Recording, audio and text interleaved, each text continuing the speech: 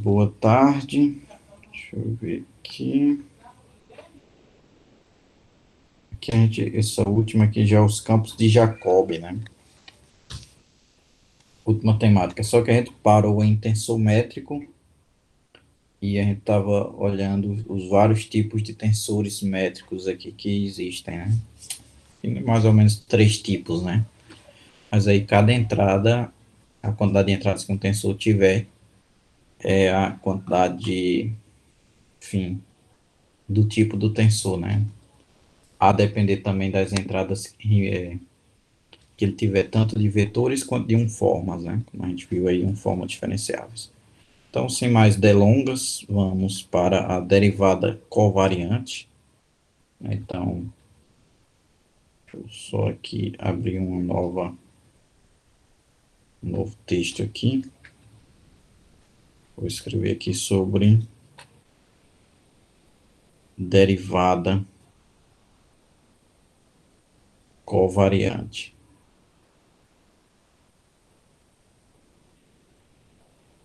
Ó, pessoal, aqui a derivada que a gente vai trabalhar é a derivada da conexão, mas de maneira geral, se eu tiver D saindo do campo D saindo de X em M. Aqui, naturalmente, eu vou também sair aqui nesse campo de funções para, deixa eu ver aqui, para também um campo de operadores, né, X de M. Se eu tiver as propriedades de que D de X, sim, também eu tiver D saindo das funções reais em funções reais, eu vou ter um operador D, uma derivação. Isso aqui a gente chama de derivação. Se D satisfaz o seguinte: D é R linear e 2 D de fx é igual a D de f x mais f D de x, certo? Isso aqui talvez aqui ficou meio estranho, vou escrever novamente numa única linha para ficar melhor. Esse D aqui é um D cursivo, certo? Mas, enfim, é uma derivação. D de fx, isso aqui é D de f multiplicando x. Notem que o D de f é uma função também, né? Então, é uma função multiplicando x continua sendo um vetor. Mais f, que multiplica D de x. Notem que o D de x é um vetor também. Então, tudo ok aqui, né? Eu acabei derivando um vetor, um campo vetorial, e obtive outro campo vetorial, né? Então, não tem nenhum problema aí nessa derivação. Então, vocês observam que um caso particular é que, observe que D igual a nabla. Eu vou, enfim, observem que fixado x, aqui seriam exemplos, né? Exemplos. Fixado x em um campo, né? Um campo em M, D igual a D de x, aliás, D de y igual a nabla xy e D de f igual a x de f é uma derivação.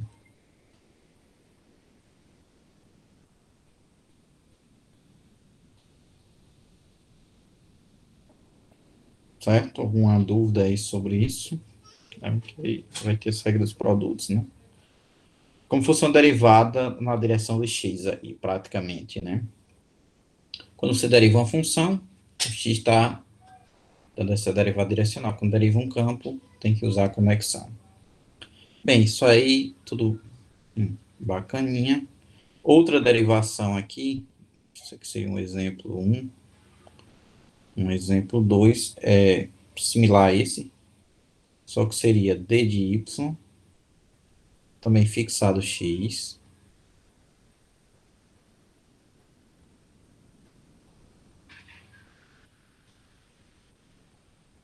d de y igual a colchete de x, y. E isso aí é linear. E aí, de fato, isso aqui é linear na entrada y, né? E d de f igual a x aplicado em f. Né? Talvez aqui falta ver Leibniz, né? Mas aí você vê o seguinte, né? X prova, prova, né? De Leibniz.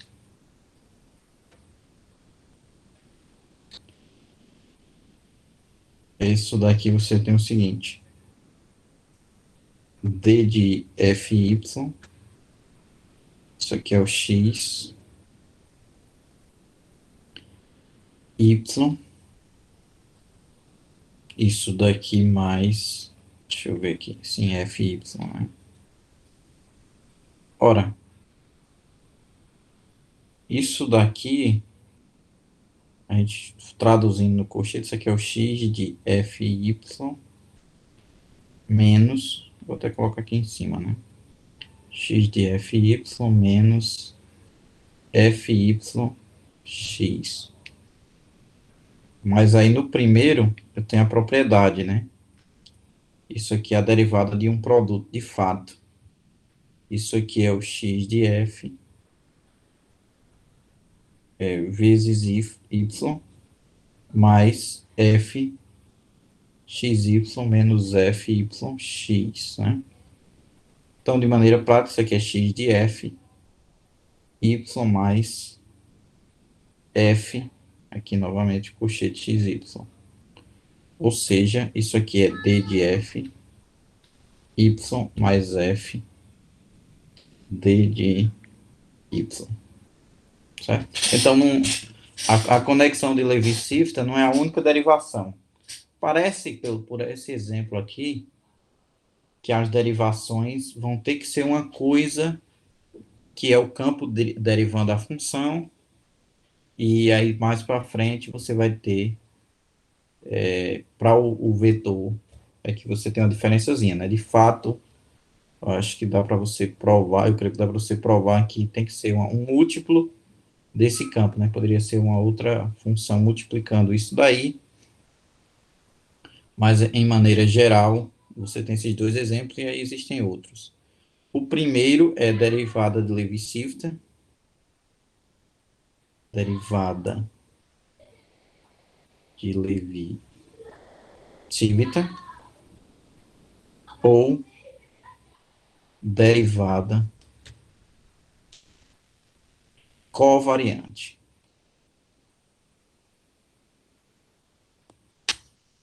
Travou aí alguém? Deixa eu ver aqui se eu consigo.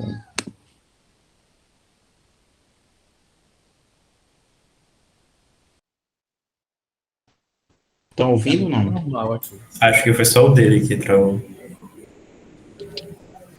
Pronto, de qualquer modo tá gravando aí, pode dar uma olhada aí depois, né? Enfim, ficou claro aí, pessoal, que tem as duas derivadas. Essa derivada primeira aí é a derivada de Levi-Sifter, a derivada covariante. A gente vai nos ater a esse primeiro caso, porém o segundo aqui é a famosa derivada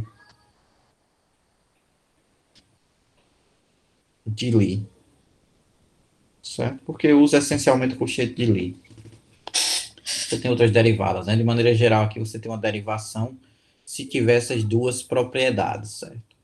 Então, pessoal, eu vou definir a derivada de um tensor.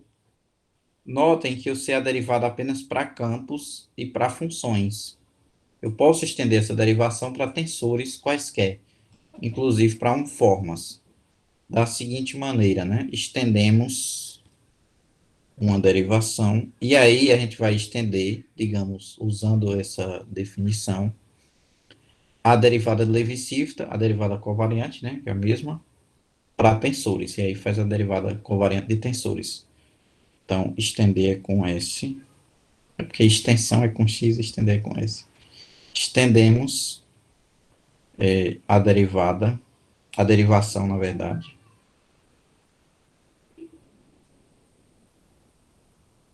Vou colocar aqui uma, certo? Que qualquer derivação que você escolher para tensores da seguinte forma.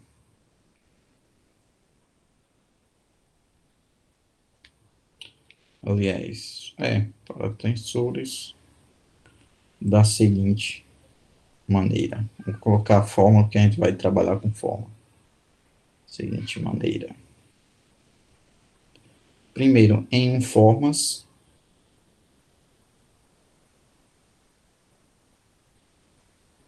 θ, deixa eu colocar aqui, para uma forma,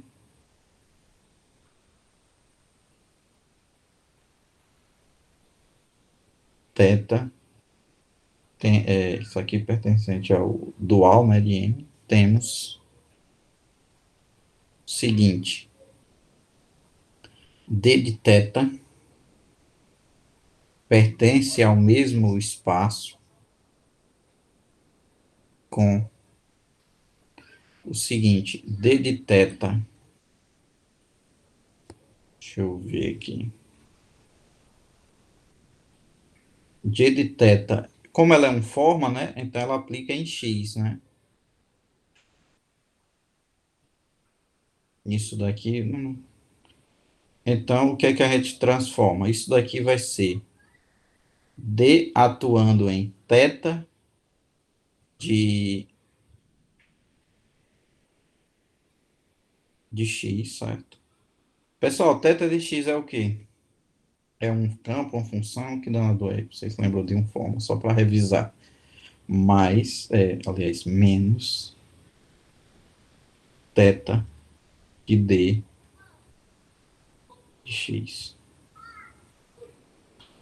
Certo? Basicamente é isso. E aí, pessoal, o que é que vocês dizem aí, né? Leandro, deixa eu ver aqui, quem eu tô vendo aqui é Davi Magalhães, Marcos Gabriel, tem mais 13 aí, né? Quer dizer, 13, tem mais 11, né?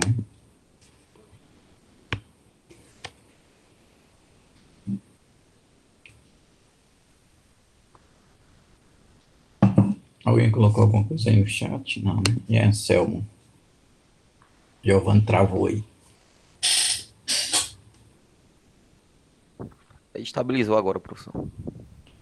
Pronto, né? E aí, Giovanni, o que é o θ de x aí? Aproveita aí.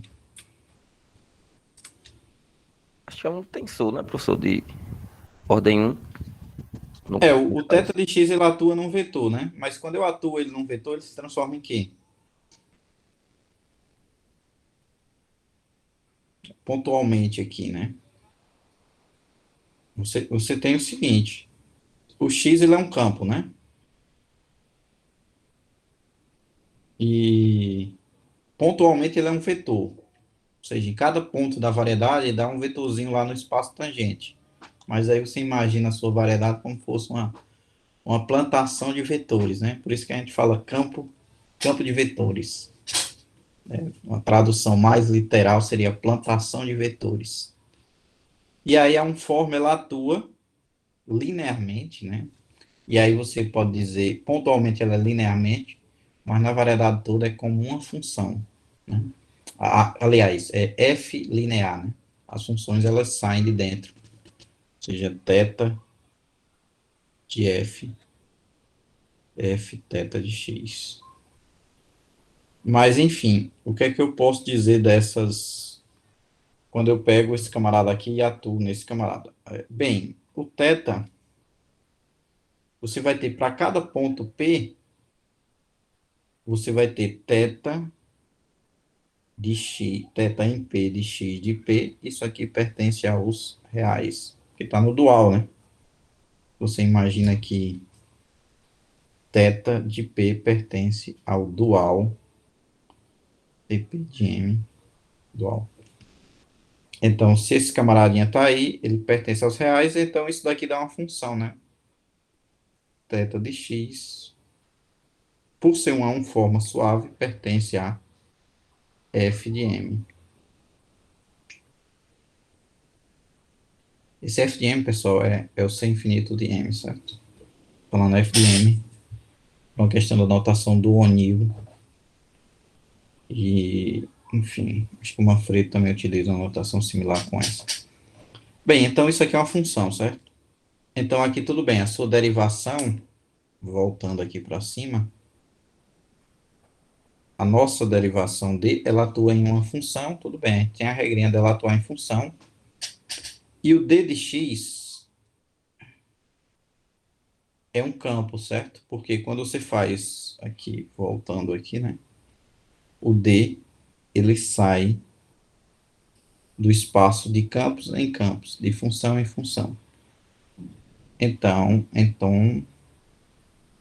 o que é que a gente vai ter? Isso aqui vai ser uma função, né? O resultado, isso de dentro é uma função. Então, quando eu derivo, dá uma função.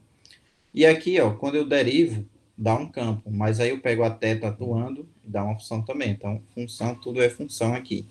Mas, de fato, isso aqui deveria ser uma função, né? Por esse camaradinha dθ ser um camarada do dual, quando eu atuo assim, quando eu atuo em um campo, ele tem que me fornecer também uma função, certo? E aí, linearmente, certo? Bem, isso aqui vocês podem... Notem que isso aqui é uma definição, certo? Então aqui faltaria provar que esse camarada é F linear. A gente não vai chegar a provar isso daqui. Então aqui eu vou botar exercício.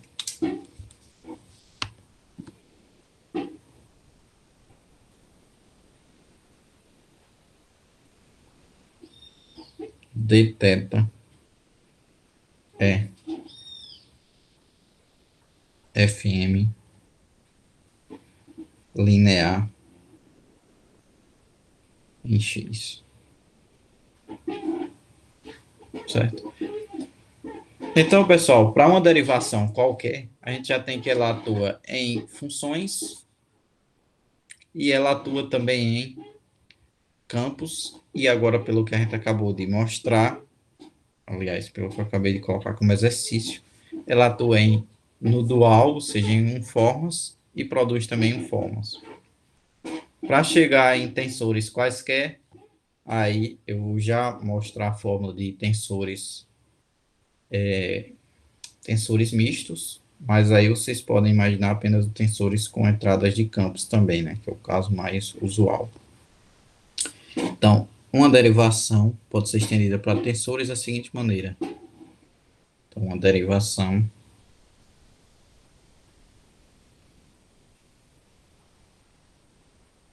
pode, na verdade, é estendida, né?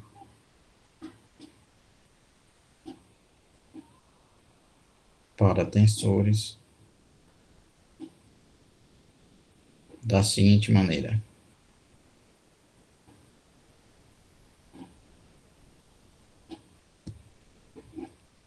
Seja T pertencente a tal. Vocês lembram aqui que era K. Deixa eu ver aqui. Km de M. No caso, Km tensor.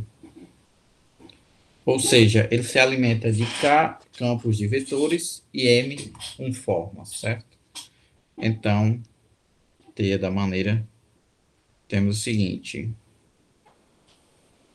temos que T de x1, x, como é K vetores, xk, aqui θ1, θm isso aqui pertence aos reais, né? Isso aqui pertence aos reais e como função, isso aqui pertence a f de m. Isso é uma função real, né? Em cada ponto pertence aos reais. E aí, quando eu faço θ variando tudo isso aí pertence. Aí eu posso dizer que para xi pertencente a x de m e θi pertencente a θ de m.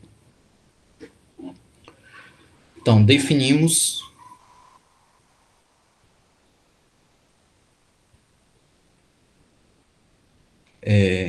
deixa eu ver aqui, dt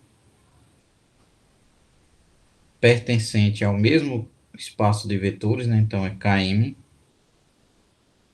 de m com... Ó, pessoal, por isso que eu coloco tudo sem infinito, porque aqui as derivadas eu vou sempre derivando e permanece no mesmo espaço, né? Se eu não colocar sem infinito, eu sempre iria perder algumas derivadas. Claro que você pode imaginar isso com derivadas finitas também. Porém, você sabe que a cada vez que você deriva, você vai perdendo uma derivada. Então, dt está no mesmo espaço, então dt atua, vamos ter aqui, eu vou colocar assim, ele atua em x1,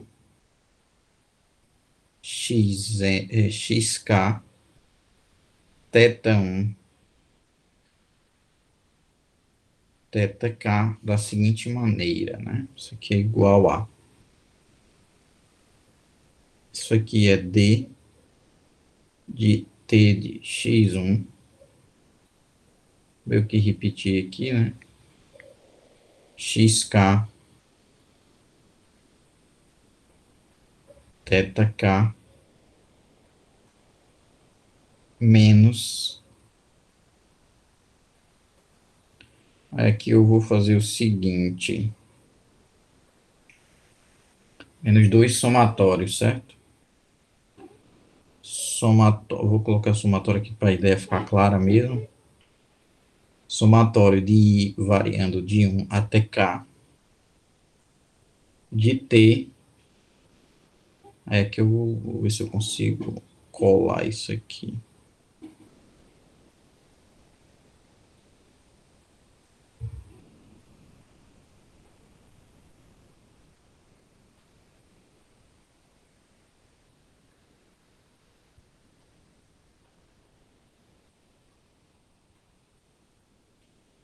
Certo? Isso aqui eu vou utilizar um pequeno copy e paste aqui, né?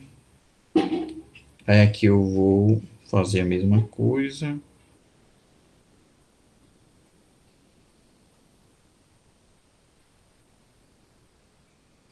Eu quero poder colocar um pouco mais para cá.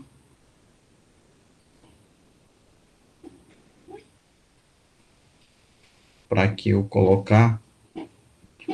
Bem, aqui na entrada, como o I está variando de 1 até K, nessa entrada I aqui eu vou ter D de xi,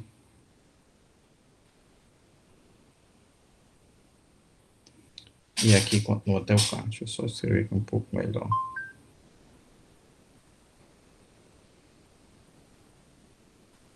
D de xi até K, né? Faltou derivar agora os tetas, né? Aí aqui vai a mesma coisa. Só que aqui eu vou colocar J, variando de 1 até... Sim, pessoal, aqui não é K, né? Os tetas, eles variam de 1 até M.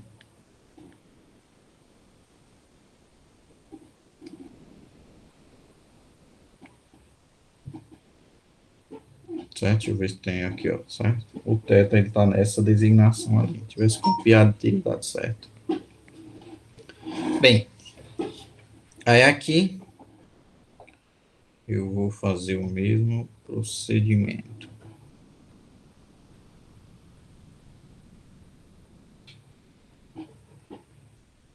Só que aqui nos tetas, né?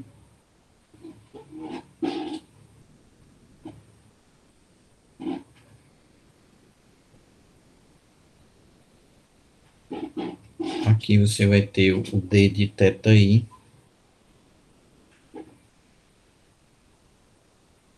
No caso, muda a letra, né? θj. E aqui até cá. Pronto. Essencialmente é isso, né? Então você tem essas duas fórmulas aí para uma derivação, certo? Só um minuto aqui para eu resolver aqui.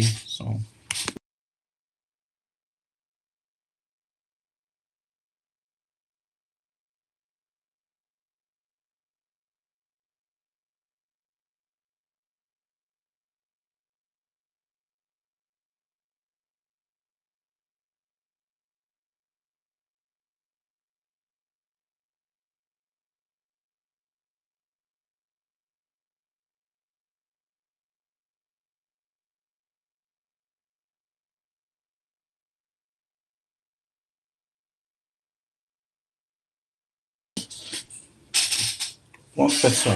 Então, vocês estão preparados aí para derivar quaisquer tensores, né? Você nota que derivação de um tensor dá um tensor do mesmo tipo.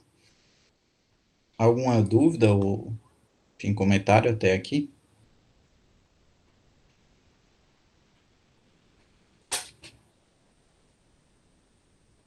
Só essas fórmulas aí, elas são um pouco abstratas, porém, é o seguinte, essas fórmulas, elas vão nos dar, digamos, a derivada desse tensor, ela tem uma correção aqui, né? Em vez de você derivar ele aplicado nas funções, você corrige ele com esse menos aí, né? Por que esse menos, né? Talvez a explicação seja porque que a gente tem essas fórmulas tão, talvez, complicadas, mas elas, na verdade, se você voltar lá para o caso de uma fórmula, temos com estas fórmulas,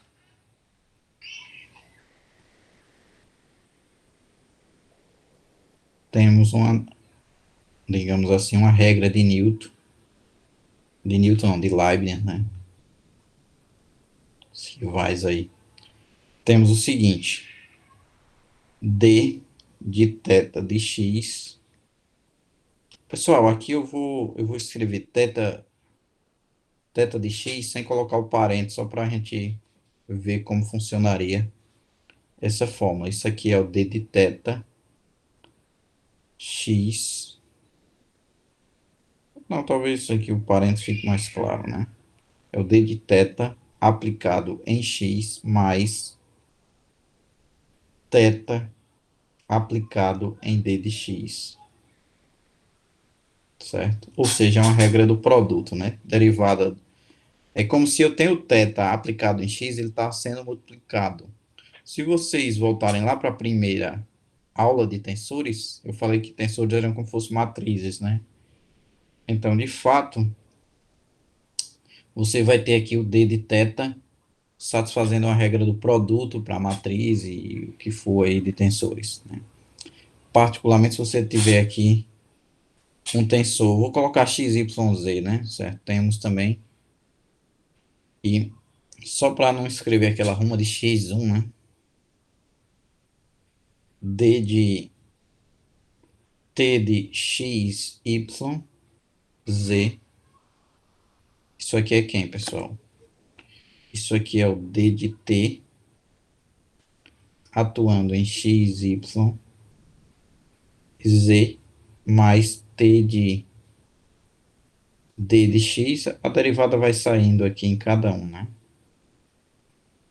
Mais t aplicado em x, d de y, z, mais, colocar aqui o último, mais t de x, y, e aqui z, né? Então, de maneira prática, a gente tem essa regra do produto, imaginando que imaginamos uma regra do produto, né?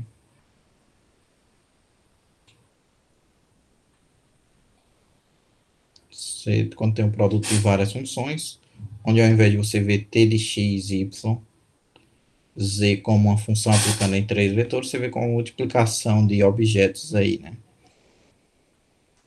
Bem, claro que você pegar aqueles tensores lá, você vai ter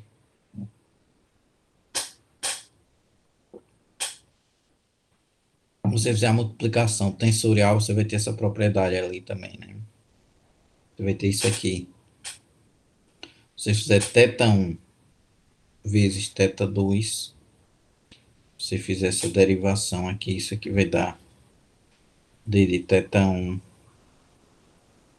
vezes θ2 mais θ1 tensorial θ2. D de θ2. A regra do produto tem aí, sempre você tem essas propriedades aí. Bem, isso vale para qualquer derivação, inclusive a derivada de Lie. Em particular, essa derivada, esta é a derivada covariante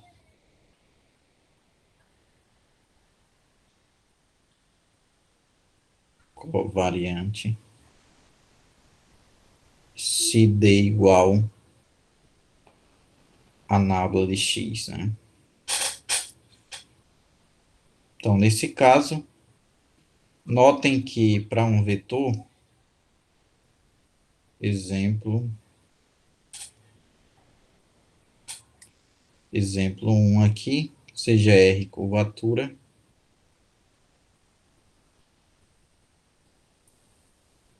R de x, y, z a curvatura, né, o tensor curvatura.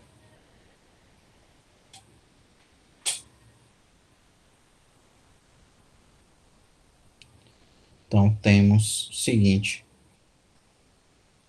No caso aqui, eu vou colocar outro tensor aqui, né, no lugar do x, porque eu já tenho x aqui, né? Então, nábula de W de R. Isso aqui atuando em x, y, z. Isso aqui é de fato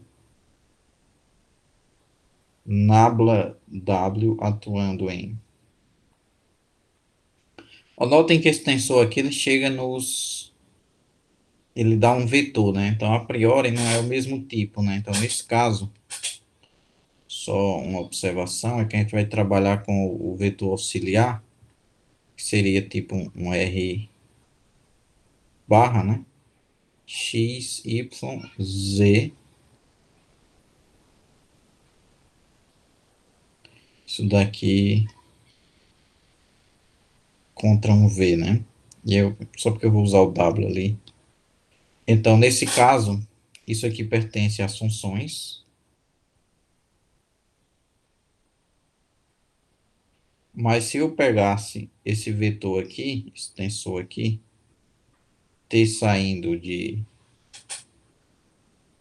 colocar assim, 3 de M em 3 de M, aliás, no campo de vetores, eu teria essa propriedade aqui, né? O nabla, eu levaria esse nabla para T barra de x4 de M em F de M, com T de, no caso, x, y, z, w,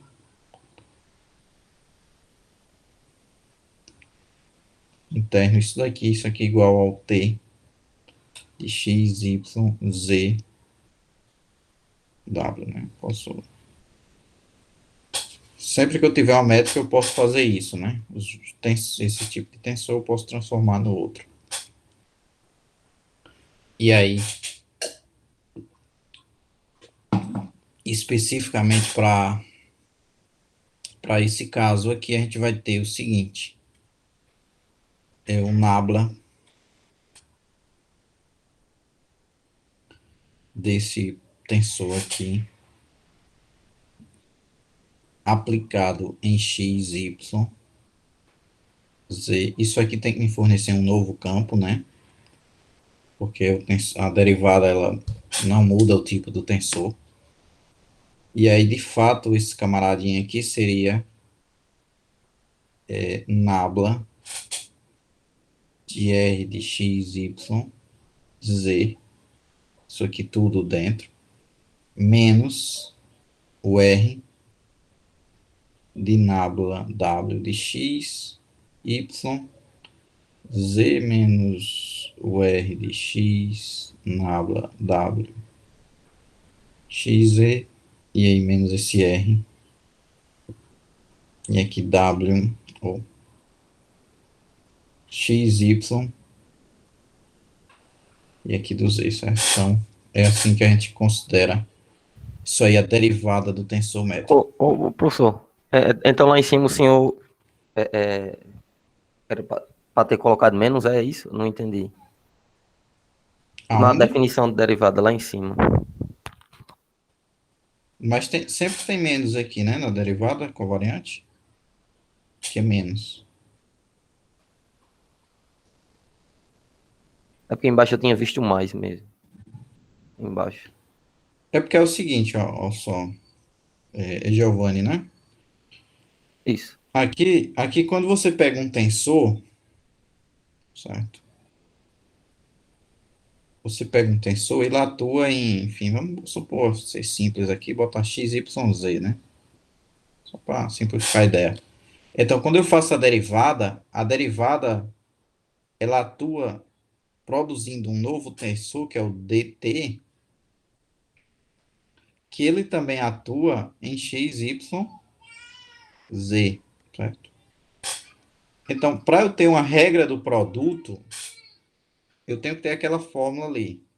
Porque se eu colocar, porque é o seguinte, se eu tiver aqui, ó, t de x, y, deixa eu ver, x, y, z, eu faço a regra do produto. Aquela fórmula é feita para valer a regra do produto, nesse sentido. Então, aqui fica d de t, multiplicando, então d de t é um próprio camarada, né? Na verdade, aqui eu posso até fazer assim, dt, x, y, z, mais os catatauzinhos aqui, né? T, d de x, y, z, de ter até botado menos, né? Mas é bom ser redundante aqui. X, dy, z, certo? Isso aqui mais, deixa eu ver aqui, t de x, y, d de z. Aí o que é que eu faço, Giovanni, pessoal? Aqui eu pego esse camaradinha, ó, ele é o único que eu não sei fazer ainda, a derivada. Porque eu não Ah, sei derivar entendi, um professor, tensor. entendi. No caso, é meio que os outros vão para a esquerda, né? Exatamente, eu pego esses camaradinhos e jogo para a esquerda, porque eu sei derivar uma função. Ó. Esse aqui, quando eu pego um tensor e aplico em três campos, três tensor no caso, ele vai me dar uma função, né? Então, eu sei derivar a função, que é simplesmente, digamos, uma derivação, ela tem que atuar em funções e vetores. Nesse outros demais casos aqui, eu tenho o D atuando em campos, né? D aqui atua no campo X, que eu já sei também, D atua no campo Y, e aqui D atua no campo Z. Então, eu tenho diretamente essa propriedade aí. Então, todos esses camaradinhas aqui, né, já são conhecidos. Então, eu jogo para a esquerda e faço a definição. Então, é uma definição feita para valer a regra do produto.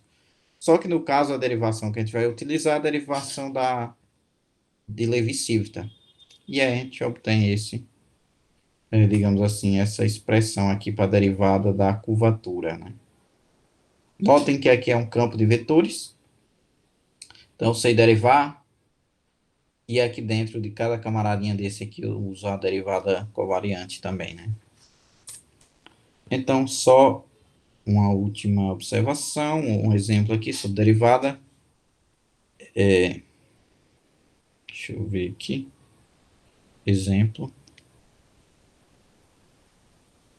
Isso aqui para uma métrica riemanniana. para G uma métrica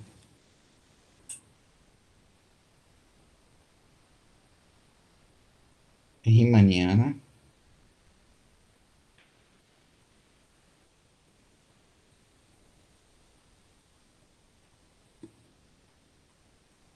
temos o seguinte: nabla G igual a zero, ou nabla G. Notem que quando eu derivo, faço a derivação, igual a zero para todo x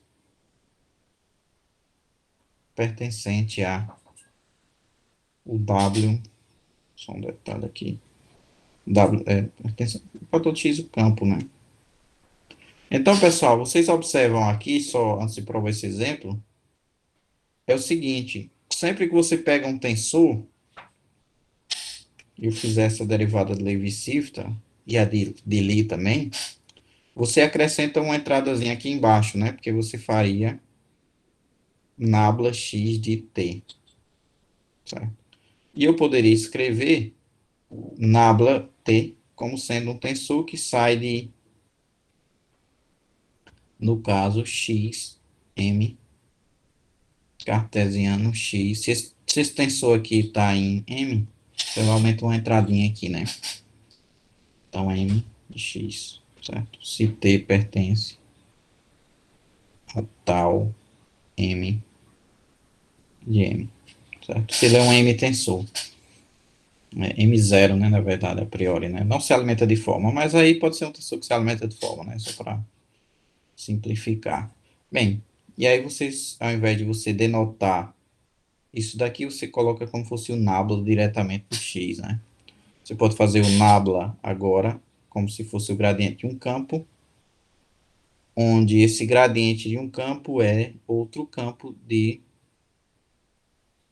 Deixa eu ver aqui. Bem, esse camarada aqui, ele pertence a... Deixa eu ver aqui exatamente. Ele se alimenta de um formas, então ele vai pertencer ao tal 1 de M. Certo? Ou, de certa forma, quando você atua, ou você pode ver isso aqui, né? Saindo de X de M em X de M, onde o nabla X em Y, isso aqui é o nabla Y X. Note que como a derivada está aqui embaixo, ele de fato é tensor, é tensorial. Aí para você alimentar uma forma aqui, basta você botar a fórmula θ aqui aplicando, né, dos dois lados. Como é vetor, então teria essa propriedade. Fiz essa digressão aqui, eu vou acabar voltando. Então,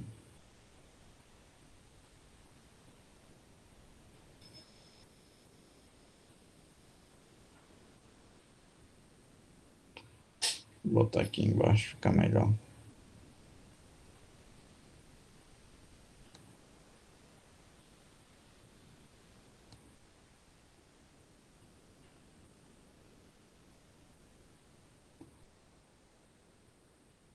Bom, quase não copiava mais aqui. Enfim, bem, isso daqui de fato, como é que a gente faria, né? Vamos, prova, né? Bem, pega um campo X arbitrário, e aí a gente faz o seguinte, faz nabla X, Y, atuando em... Aí aqui eu vou ter que botar YZ, né? Notem que se a métrica atua em dois campos, quando eu derivar também vai atuar em dois campos. Isso aqui é quem? É o x derivando g de YZ menos g de nabla x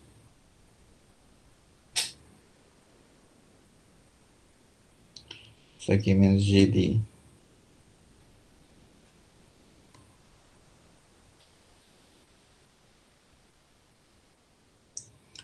nábula Z, né? Já conseguem perceber aí, pessoal, porque que isso aí vai dar zero? Ela é compatível com a métrica, né? Isso. Exatamente, né? Ela é compatível com a métrica, a conexão. Então, de fato, só para completar, isso aqui é G de nábula de YX, Z mais G de Y, nábula X, Z, menos esse camaradinho aqui, né?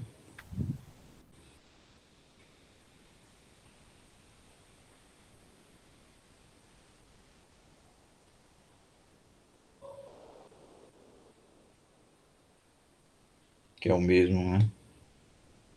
Ou seja, que é o famoso lei dos cortes, né? Você corta aqui, eu vou botar só isso. Esse contra este. E aqui, que perdeu as cor mais viva. E esse contra esse aqui.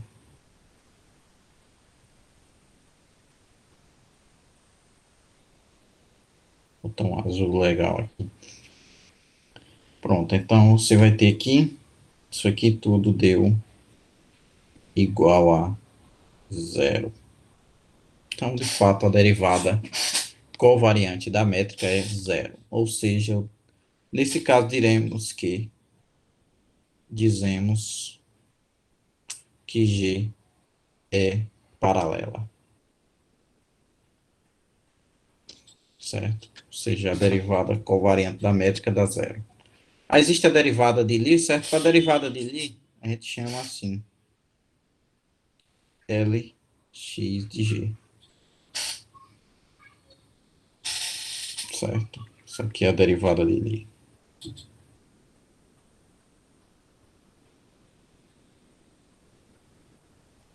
Isso aqui só vai dar zero se o x for um campo de Killing, né? Como tem aí nos exercícios do Manfredo. Então aí a gente vai voltar aqui, deixa eu só escrever aqui essa parte. Então aqui é derivada tensorial, certo?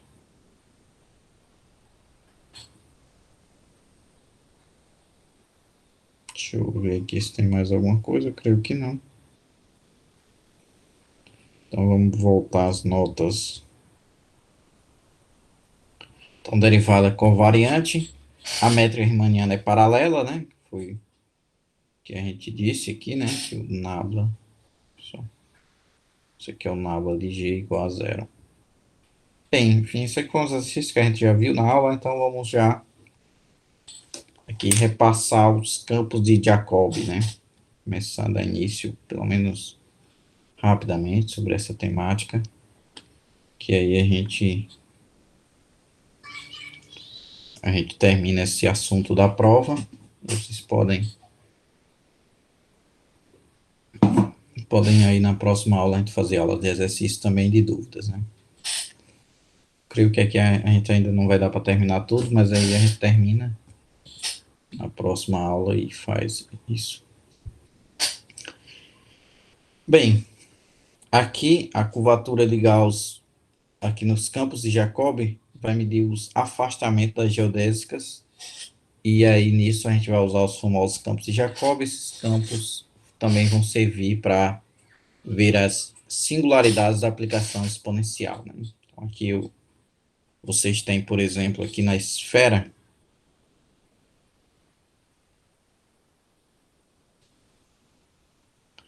a exponencial ela vai ter uma singularidade aqui no polo norte, aliás, no polo sul, aqui o polo norte, aqui o polo sul. E aí essa geodésica, que é um círculo máximo, eu poderia pegar aqui dois pontos antipodais, certo? Eu vou chamar de polo norte, polo sul, mas você pode imaginar que é P menos P, né? Só para fixar a notação Polo Norte e Polo Sul. Mas aí, a aplicação exponencial, ela sai meio que aqui do plano.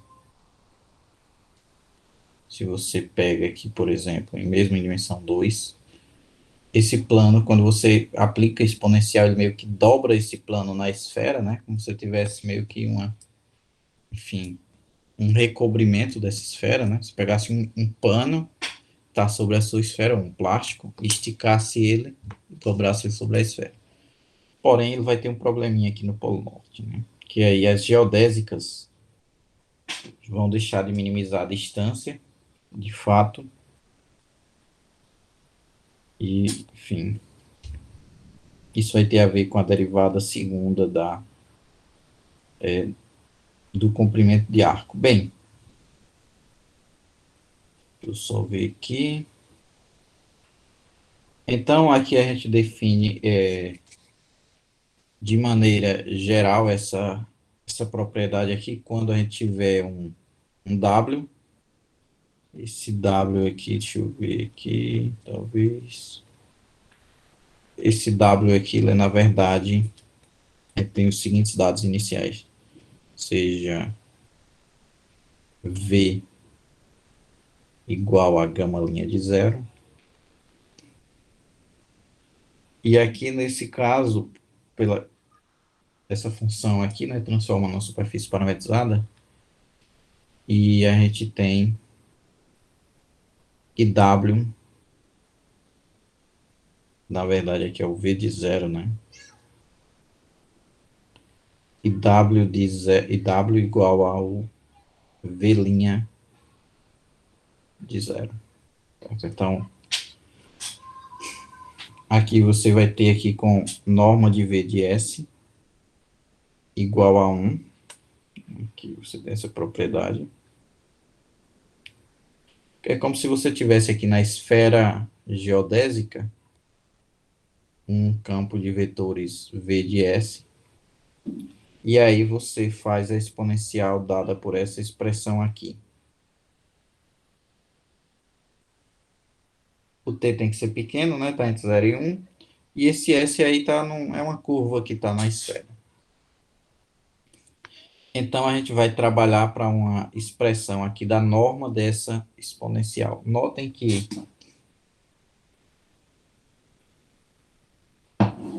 o W,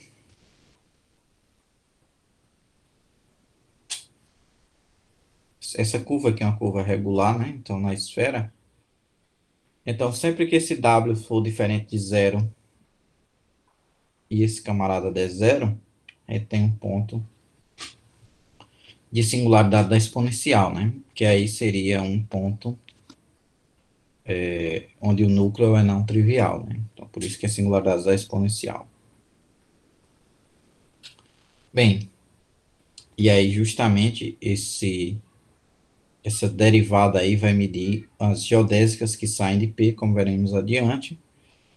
Esse afastamento vai estar associado com o valor da curvatura seccional em P, segundo o plano gerado por V e W. Então, você vai ter ali o cara que é tangente à geodésica, né?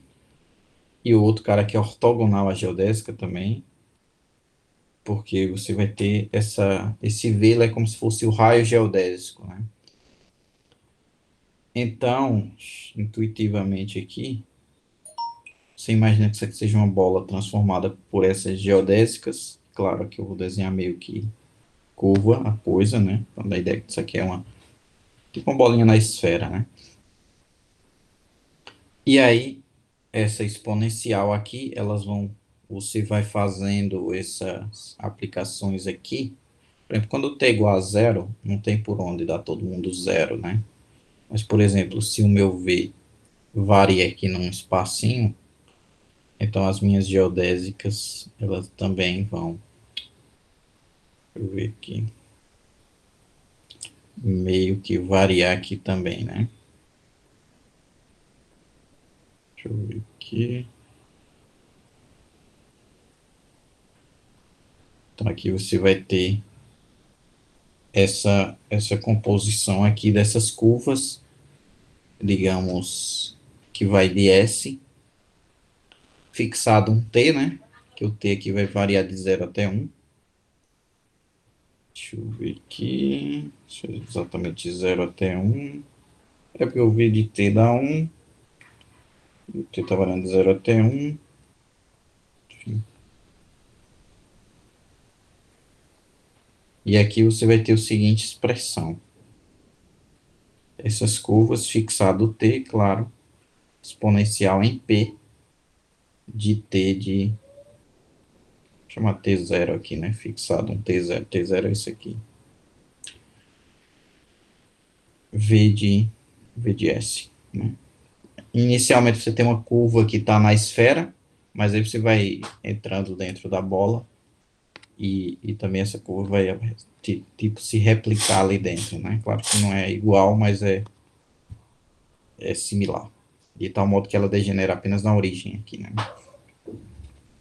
Então, de fato, se faz essa superfície aí, claro, que fica uma superfície que o espaço tá funcionando aqui no V e no W, né? Aqui tem o W é o vetor tangente aqui na esfera e o W aliás, e o V é o vetor ortogonal aqui a essa esfera. A força geodésica ali furando essa bola. Bem, o outro fato, como eu já falei, né? Será um ponto crítico da exponencial, isso aqui eu já falei. E aí a gente vai definir a derivada desse camaradinha. Deixa eu ver aqui, esse Dzinho aqui fica embaixo, certo? Esse Vzinho aqui está embaixo. Essa derivada aí, enfim, é só verificar que funciona aqui da seguinte maneira, né? Você tem f de,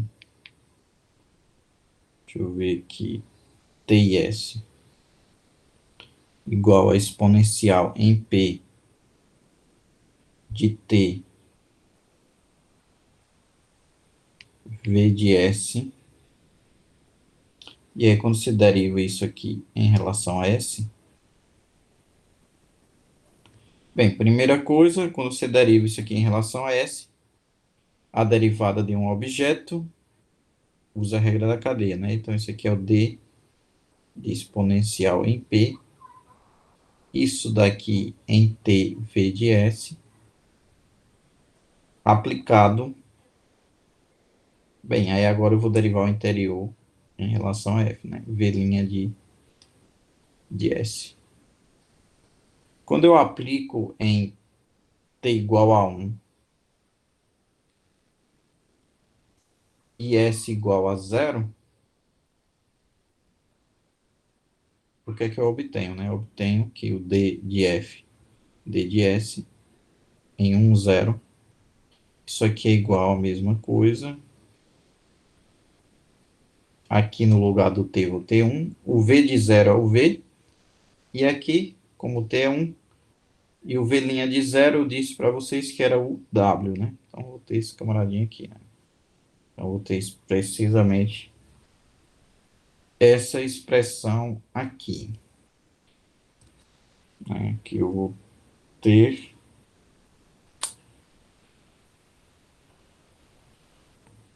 isso daqui, além do mais, na verdade, eu vou ter também isso daqui, né? Acho que essa conta aqui tá errada, aqui seria um t. Você vai ter isso daqui, realmente, com t. Eu só corrigir aqui. Você vai ter essa mesma expressão no lugar do 1. Opa, não deu certo. Deixa eu ver aqui de novo.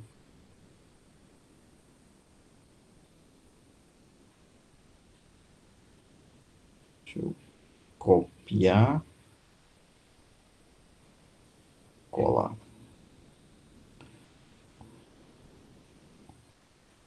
Então, aqui no lugar do 1, você tendo o t, vai aparecer o t aqui e aparece o t aqui, sem nenhum problema. Bem, E aí isso aí vai ocorrer, essa derivada é ao longo dessa geodésica, né? Porque você fixa o t, você fixa o s igual a zero, né? Então, se você fixa o s igual a zero, você vai ter, de fato, esse raio geodésico aqui, né? Você vai ter aquela geodésica principal. Então, de fato, isso daí ocorre e a gente vai observar o seguinte, né?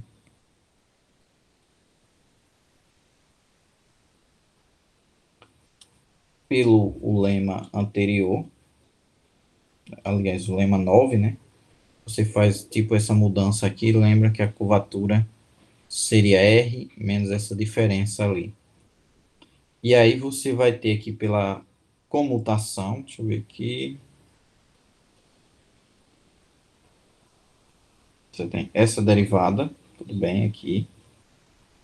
Dá essa expressão aqui, menos essa outra expressão aqui. Deixa eu só ver aqui um detalhe. Aqui está trocado, né, pessoal? Então aqui é dt, ds, dt, ds, certo? E, na verdade, aqui você vai fazer o seguinte. Ó, esse daqui é que a gente usa o lema de simetria, nesse par aqui. Estaria apenas repetindo, né, o que já temos. Então, como é geodésica, essa derivada dá zero, e a gente fazendo a comutação,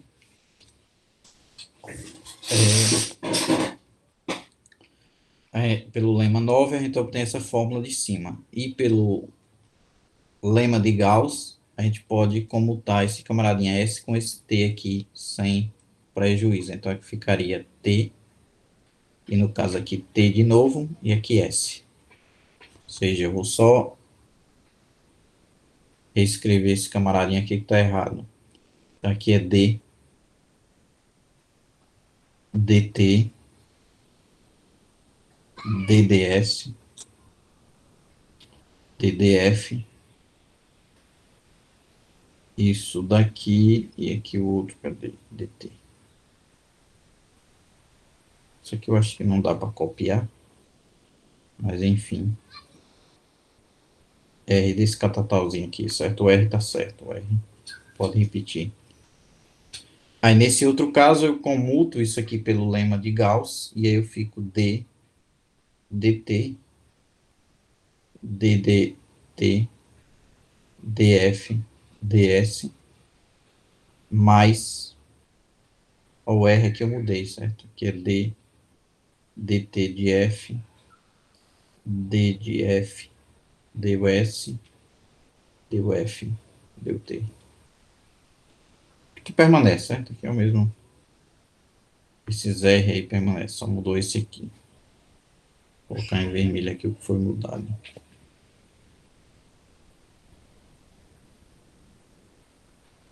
Pronto. Isso daqui.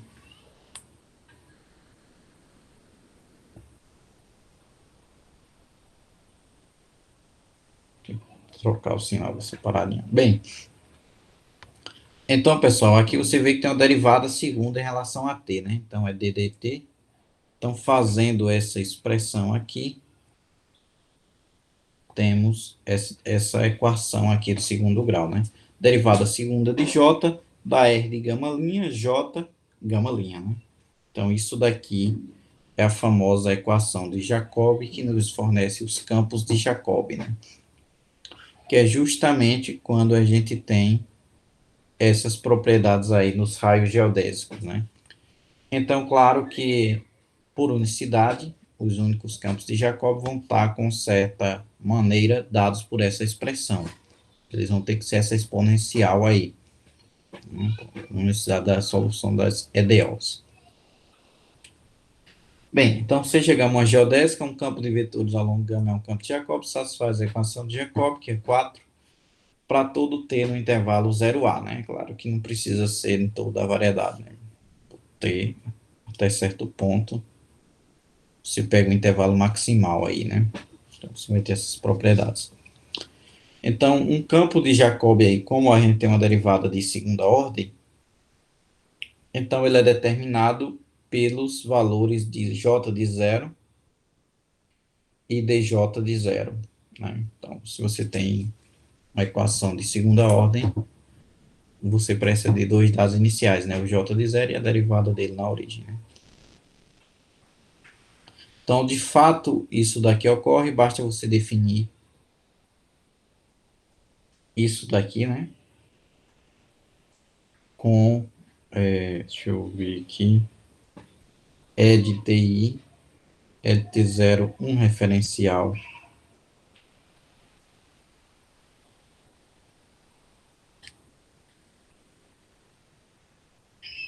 ortonormal. E aí, com essa propriedade,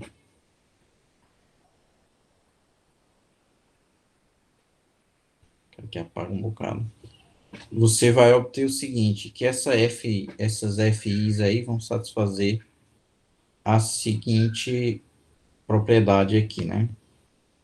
Se você faz essa substituição na equação de Jacobi, ortonormal, e aí de T, o transporte paralelo.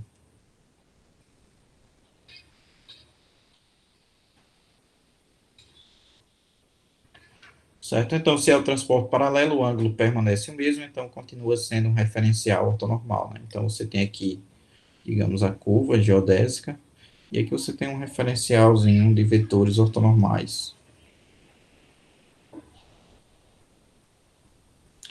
É um, é dois, e aqui é três. E aí você transporta eles aqui paralelamente.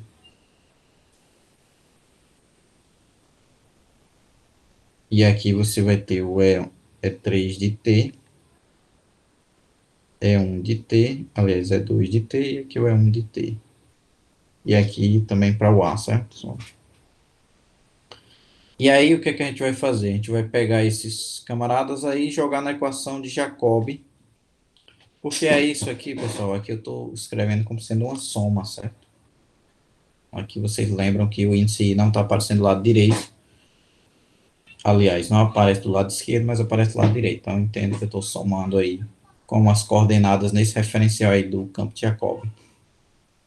Bem, pessoal, então a derivada segunda, por ser paralelo, então temos que o D2 de F, aliás, D2 de J, del T por é isso em paralelo, isso aqui é o F', FI duas linhas de T, vezes I de T.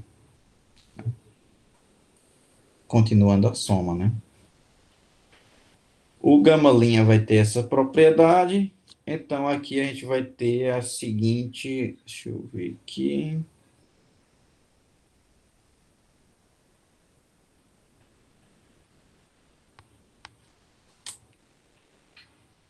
Isso aqui ficaria com F duas linhas I de T, vezes E de T, mais, no caso aqui não tem o F, né? Então o F sairia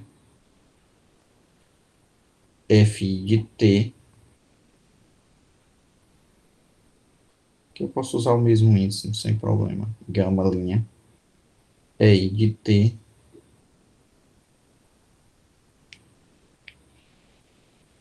isso aqui gama', isso aqui igual a zero, sabe? Essencialmente você vai ter essas equações aí satisfeitas pelas funções coordenadas, né? Que também é uma função de segunda ordem. Aqui ele fala de AIJ, né? Deixa eu ver aqui.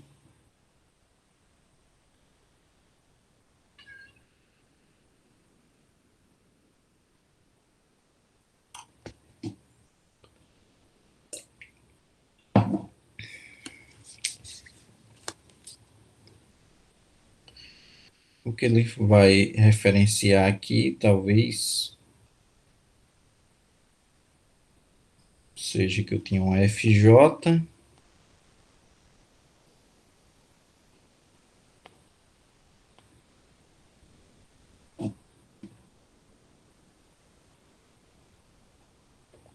Ah, entendi. Aqui nesse caso, ele multiplica aqui esse camarada por EJ, e aí você obtém aqui essas equações aqui diferenciais, né? FI de T mais FI de T, aqui eu vou ter R de gama linha, EI de T, gama linha. Vocês notam que aqui eu posso EI de T, né? Igual a zero, ou seja, eu tenho uma equação do tipo F duas linhas de T mais FI. Aí aqui eu tenho uma matriz que eles chamam de AI igual a zero, né? Não sei porque que eles chamam de FJ aqui, eu acho que tem algum erro. Até porque aqui só tem o I que está variando de 1 até N, certo? Então, de certa forma, deixa eu ver aqui.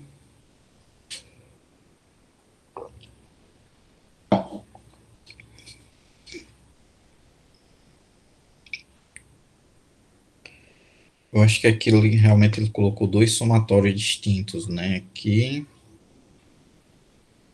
nesse daqui, esse aqui continua com I, que deu delta IJ, só que aqui de fato aparece FJ vezes AIJ. Creio que realmente aqui falei rapidamente, mas tem que colocar duas, tem que colocar outro índice aqui porque está dentro dessa soma e aqui é outra soma aqui. Elas não são tão compatíveis diretamente uma com a outra, enfim.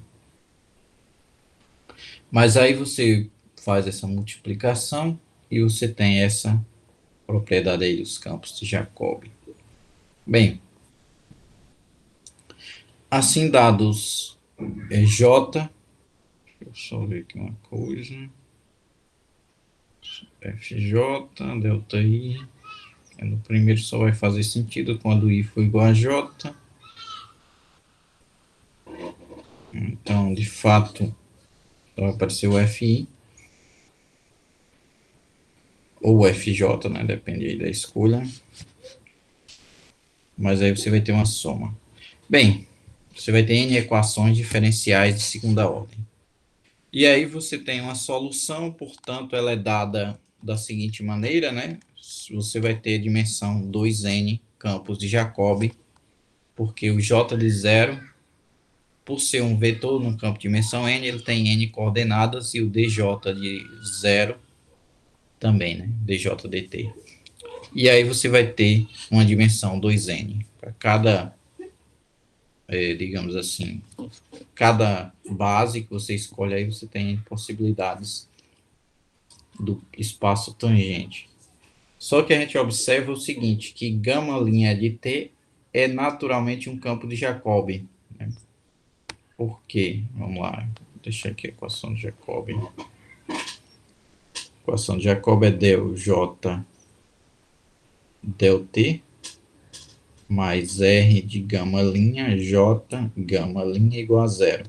Se eu colocar o gama linha aqui repetido, vai dar zero, né? Vocês lembram que o R é antissimétrico nas duas primeiras entradas. E aí, você vai ter também aqui, que isso aqui é o DDT de DDT de gama linha. Só que já isso aqui já é zero, né? Porque o gama linha é paralelo. Isso aqui vai ser zero mais R de gama linha, gama linha, gama linha igual a zero. Então, de fato, gama linha é um campo de Jacobi bem natural. Se eu colocar T aqui, só agora sim, acho que dá.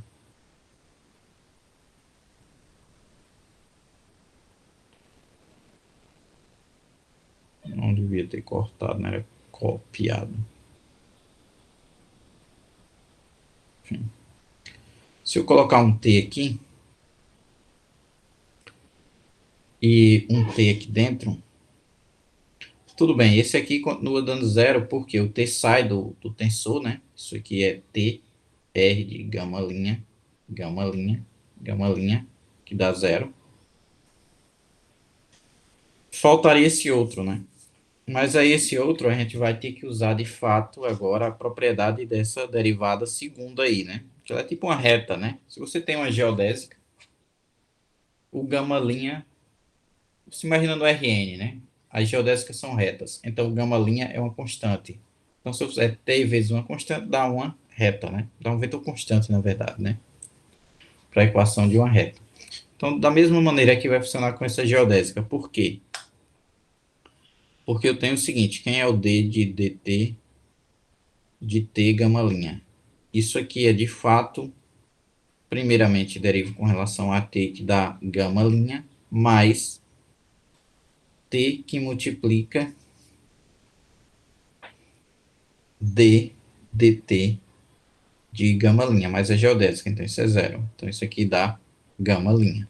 Portanto, quando eu fizer o ddt desse camarada aqui, vai ser o ddt de gama linha, que é zero. Então é meio que trivial. E aí você já tem duas geodésicas diferentes, dois campos de Jacobi diferentes, né? Então a possibilidade era de ter 2n campos de Jacobi, porém eles são bem distintos, né? Porque basta você ver que na origem um dá zero e o outro dá diferente de zero, porque o gama linha de t é sempre diferente de zero, né? E a norma de um é t e a norma do outro é constante igual ao gama linha de t. Se uma geodésica parametrada pelo comprimento de ar é constante igual a 1. E aí, portanto, você tem 2n menos 2. Sim, de fato eles são LI, né? Justamente porque um dá zero e o outro dá diferente de zero na origem. Então, se você tem duas funções não nulas, que uma dá zero em um ponto e a outra dá diferente de zero, naturalmente elas são LI. Né? Elas não podem ser múltiplas uma da outra. Bem, aqui a gente vai trabalhar as variedades com a curvatura seccional K. E aí, nesse caso, vocês observam que essa expressão R de gama linha, J gama linha, é a mesma coisa de K vezes J, usando aquele operador lá, né? Basta você multiplicar por um vetor T, e aí usa aquela propriedade lá, que falta uma chave, onde o afirmado segue, né? Como o T é arbitrário, de fato, esse camarada é T. Então, você vai ter essa equação aqui, né? Essa EDOzinha. E aí você pega o W, um campo paralelo, ao longo de gama, que seja, deixa eu ver aqui, ortogonal, tá? Deixa eu pegar esse W aí, ortogonal, para facilitar a vida, e aí você consegue ver que essas funções aqui, por exemplo, aqui, se você derivar, você vai ter aqui o seguinte, né? Derivada, se o F, se o J, ele é igual a uma F vezes um W. E aí você der esse W um campo paralelo, certo? Então você faz o J duas linhas é igual a F duas linhas vezes o W, a mesma ideia lá do começo, para a base ortonormal. Só que nesse caso aqui, o gama linha de zero é um dos elementos lá daquela base ortonormal. E o outro camarada aqui vai ser K vezes F vezes W. Como o W é diferente de zero, isso aí só vai dar zero se F linha, F duas linhas, mais K vezes F for zero, né? Isso aqui são as soluções da EDO. F2, colocar a notação de EDO na Y, duas linhas, mais KY é igual a zero, né? Você tem essas soluções aí, a depender do sinal do K, né? Se o K for zero, você vai ter isso. T vezes W. Se o K for positivo, que é o caso da esfera, a curvatura seccional da esfera, K de S1, Sn é igual aqui é igual a 1. K do Rn é igual a 0. E aqui o K de Hn é igual a menos 1. Então você tem esses três tipos de geometrias clássicas. E você determina unicamente esses campos de Jacobi. Notem que aqui em Rn e Hn, ou seja, quando K é maior ou igual a 0, os campos de Jacobi nunca mais se anulam, né? E isso vai ser interessante quando a gente for falar de pontos conjugados, certo? Pontos conjugados a gente vai ver mais à frente. Mas na esfera, quando K é igual a... Deixa eu ver aqui o seno desse camaradinho aí. Talvez uma raiz, um negócio meio estranho. Deixa eu só ver aqui uma coisa. Ah, tudo bem, você faz a derivada segunda, né? Quando você tem essa propriedade aí que o... Suponha K igual a 1, por exemplo, aí, né? Quando você tiver T igual a π, você vai ter que o J de π, ou o J, para o primeiro caso, em Sn, J de π é igual a 0. E claro, isso aqui é os campos de Jacobi com J de 0 igual a 0, certo? Então, J de 0 de Sn, você tem essa propriedade aqui. Isso aqui vai estar relacionado com ponto conjugado, certo? Então, esse campo de Jacobi aqui na esfera, se você imagina que ele, como ele é um seno, então eu vou tentar ver se eu consigo fazer um desenhozinho aqui desse campo de Jacobi, mas ele começa em 0. Vou fazer para dentro aqui da esfera, sabe? Começa pequenininho aqui.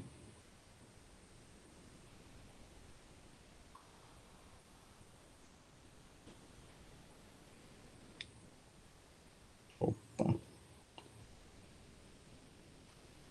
Aí aquilo volta a diminuir. Até aqui no outro. Se você imagina ele volta a ser 0, né? No espaço hiperbólico, não. Ele vai sempre aumentando, né? E, na verdade, é porque o K é negativo. Então, menos K é positivo. E aí você tem. É interessante aqui essa frasinha que eu coloquei. Isso aqui foi de Manfredo. Tirei do Manfredo. É que essas expressões, elas são a mesma. Se você faz K tender a 0, você vai obter que esse limite aqui é 1. Na verdade é T, né? Então, de fato, essa expressão ela concorda com a segunda, fazendo K tender a 0. Já a terceira, você usando números complexos, você pode simplesmente usar isso aqui, né? O seno de K vezes T sobre raiz de K, certo? W de T. K negativo. Então, de certa forma, essa é a forma que vale para todo K. Interessante, porque se o K for negativo, então aqui ficaria menos I vezes raiz de menos K, né? E aqui embaixo, e aqui em cima, na verdade, deixa eu ver aqui, opa, apareceu os colar tudinho.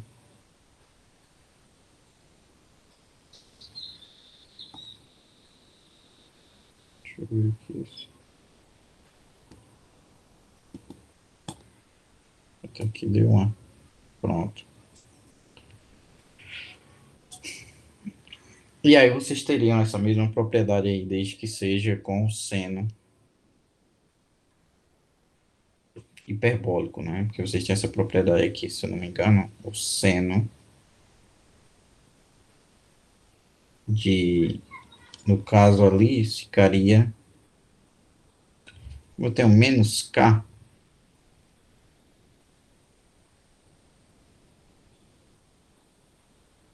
vezes t, né?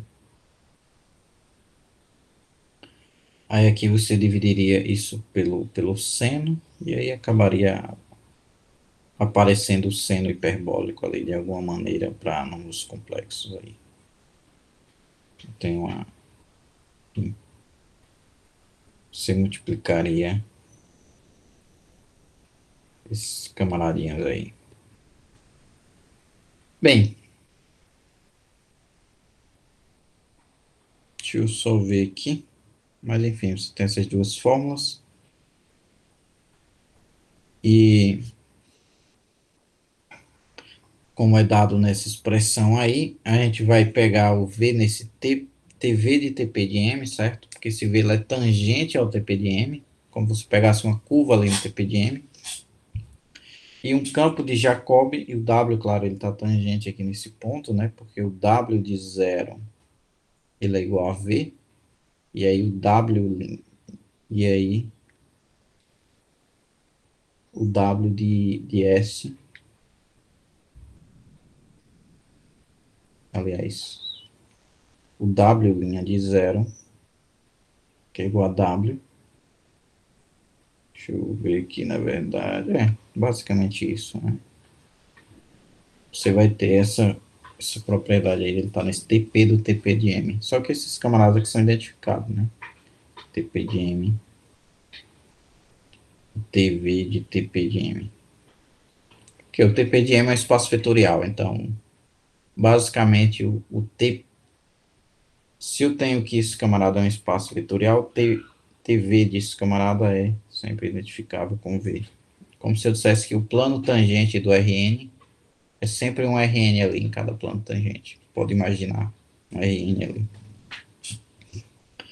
A gente constrói essas geodésicas aí, né? Então, podemos construir. E aí, de fato, esse campo de Jacob ele vai ter que ser dado por essa expressão aqui, né? Dado isso daqui. Como eu falei para vocês, pela unicidade, esse campo de Jacob vai ser único aí, né? Vocês notam que na origem, observem que J de zero dá zero. Isso aí é uma coisa a ser feita aí. Se a gente tiver aquela propriedade lá da exponencial, né? O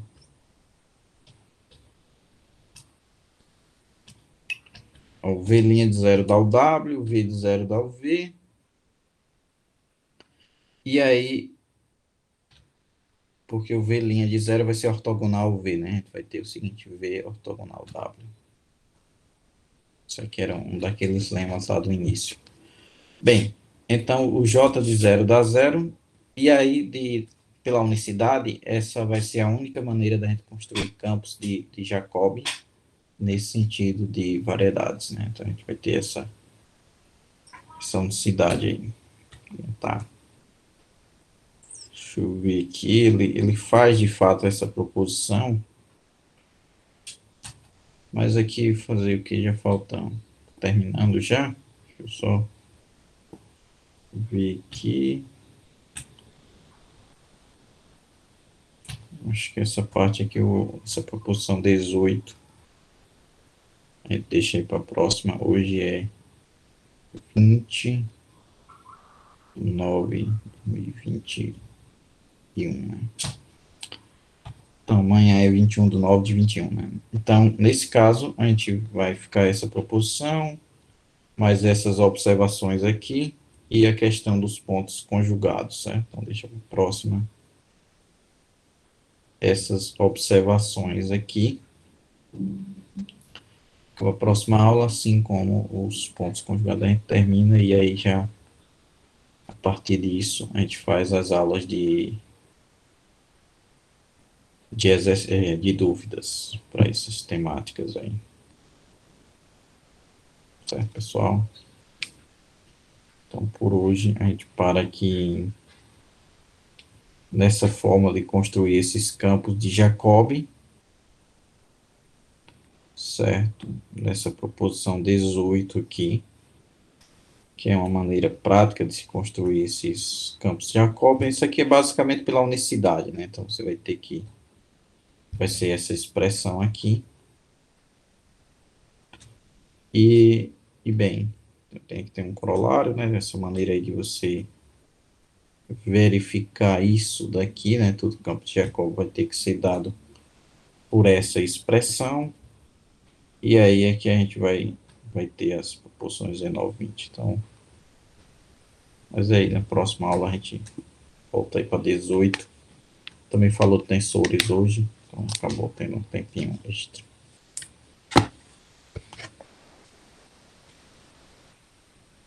Só encerrar aqui.